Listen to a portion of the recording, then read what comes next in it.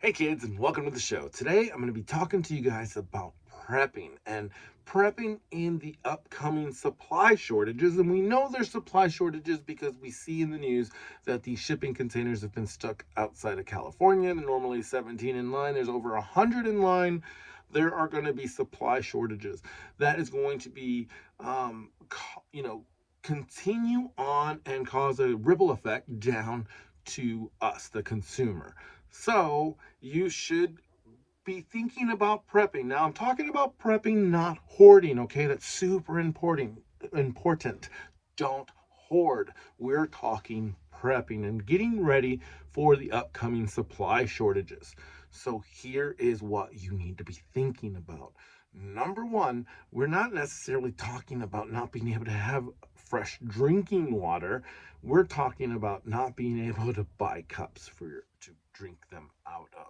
So just get yourself a pitcher with a filter. You should be fine. Okay, get yourself some of that stuff. We're not talking the entire world is coming to an end. We are talking you can't get something that you want, but at the same time, you're also going to need to be able to have stuff that's going to sustain you.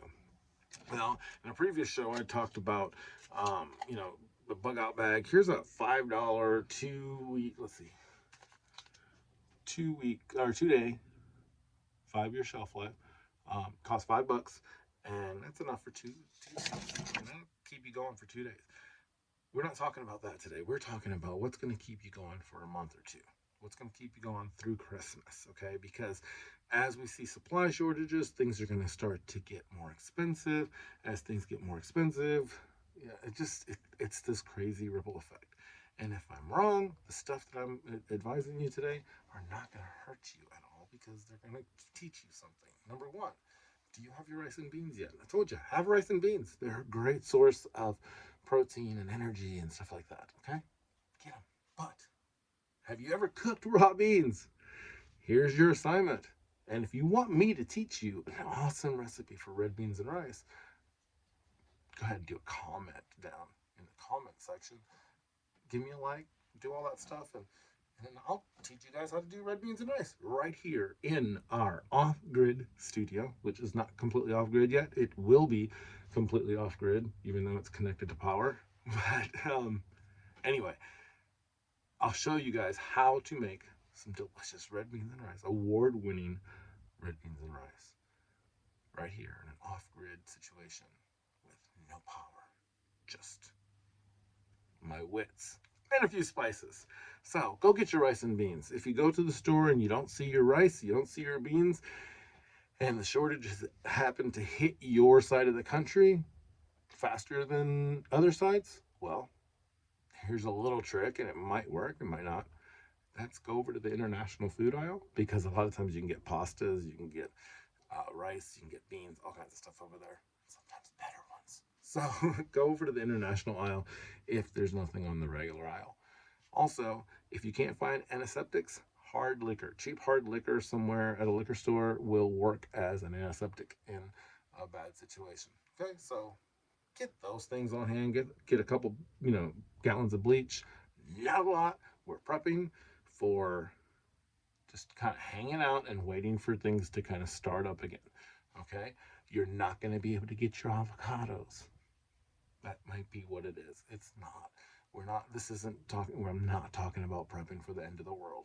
I'm just talking about having a few things on hand if you can't get what you want. Okay, go to the butcher. We go every month. Go to the butcher at the beginning of the month. We buy for the month. So this month we'll probably buy for a month plus two. You know, not 2 months. Month plus 2 weeks. Just to have a little bit more on hand. Okay. Also, Christmas presents. We heard a month or two ago, Vice President Harris said that there was going to be a toy shortage, and we see kind of some of that happening on toy shelves. So if you see a toy that your kid likes, get the toy, put it in the attic. I've got one up in the attic right now that I just saw that I know is not going to be available when it comes time to actually do Christmas shopping. But if you want that toy, get the toy. Also, most important thing you can do for your kids right now is remind them that toys are not what Christmas is about. So Our kids know what Christmas is about, and it's about capitalism. I'm just kidding. Teach your kids the real reason for Christmas, and you'll be surprised how amazing that Christmas morning will be. We found a tree on our property. It's just a beautiful little Christmas tree, and we will decorate it. And we won't have one in the house. We have a living tree. So one day this Christmas tree that we will prune will be just this giant tree, or get infected by bugs and we'll have to kill it. But right now we have a living tree that will be our Christmas tree, and we talk to our kids about loving God's creation and why things are so important. So to decorate a living tree is definitely a way to go. If you can handle that, have a living tree in your living room. It's supposed to be nice for your allergies. Ours is in the ground outside. So get those things. Go to the pharmacy. Get your Tylenol. Get your Advil. Get your stuff that you need. If your doctor will write you a larger prescription, so if you're just doing the monthly, see if you can get the 3-month prescription, just to have a little more prescription on hand, especially if it's a life-saving prescription. In the meantime, start practicing recipes in primitive ways. Do the red beans and rice. Do those kind of things and practice cooking them, because in the long run, the best thing that you can do is know how to cook and to do it well, because the skill of cooking is something you can barter. So learn to cook.